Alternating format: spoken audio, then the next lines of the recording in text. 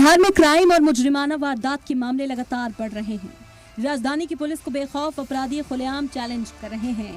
पहले boring canal road में अंधाधुंध फायरिंग की और उसके बाद चंद घंटे के बाद ही तक कुआं के धनकी मोड़ पर मौजूद बापू परीक्षा परिसर के पास एक नौजवान को गोली मार दी। यह हाल है बिहार की राजधानी पटना का, जो सबसे महफूज मानी जाती है, लेकिन यहाँ पर भी आम लोगों की सिक्योरिटी भगवान भरोसे है। जख्मी नौजवान को NMCH में भर्ती कराया गया। मौके से दुखों के मिले हैं और इन हालात के बाद पुलिस के इकबाल पर सवाल खड़े हुए तो खाकी की साख बचाने के लिए राजधानी में चेकिंग मुहिम चलाई गई।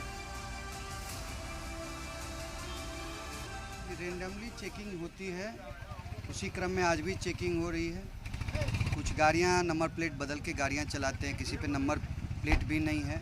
इन सब चीज़ों की जांच की जा रही। साथ ही किसी गाड़ी में कोई संदेहास्पद सामान लेके कोई चल रहे हैं या नहीं चल रहे हैं, इन सब चीज़ों की जांच की जाए। राजधानी पटना के बोरिंग रोड में कल देर शाम हुई गोलीबारी के बाद पटना में चौकसी बढ़ाई गई है और इनकम टैक्स गोलंबर सहित अन्य जगहों पर लगातार पुलिस की टीम सघन जांच अभियान चला रही है। उधर बोरिंग कैनाल रोड में हुई ताबड़तोड़ फायरिंग के बाद आला अफसरान ने कार्रवाई की। पहले देर रात ASP ने बड़ी मीटिंग बुलाई और सुबह होते होते 6 पुलिस मुलाजमीन को मुअत्तल कर दिया गया। शहरी क्षेत्र के थानेदारों के साथ SDPOs और SP के साथ मीटिंग की गई थी अभी, और ट्रैफिक SP भी थे इसमें। और शहर के क्षेत्रों में जो गोलीबारी घटनाएं हो रही हैं उस पर कैसे लगाम लगाया जाए, अपराधियों को नियंत्रण कैसे किया जाए, उसको लेकर चर्चा की गई।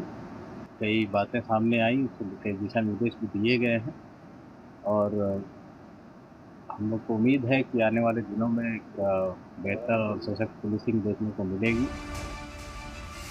पुलिस वालों पर तो गार्ड गिर गई, लेकिन अभी तक न स्कॉर्पियो सवार अपराधियों की पहचान हुई है, न ही नौजवान को गोली मारने वालों की शिनाख्त हुई है।